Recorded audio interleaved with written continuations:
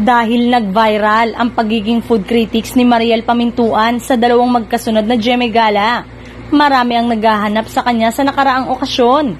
Pero no-show ito noong Sabado at sa kanyang Instagram story, ipinaliwanag ni Mariel kung bakit wala siya. Yun pala, hindi na raw ni-renew ng Sparkle ang management contract niya kaya freelancer na siya ngayon. Sa post ni Mariel, "Hello crazy people, it has come to my attention that some of you, ang hirap pala tagalugin ko na lang. May mga nalungkot dahil di ako naimbita sa GMA Gala. Natapos na po ang aking 2-year contract sa kanila at ngayon ay isa na po akong freelancer. Ganun pa man, gusto ko po malaman nyo na malaki ang pasasalamat ko sa GMA na binigyan nila ako ng proyektong nahubog ang kakayanan ko bilang artista at nakatulong sa aking pinansyal. Yun po ay malaking bagay sa akin kaya naman nananatiling masaya ang aking puso. I love ka puso. At saka ito ay may pahabol pa.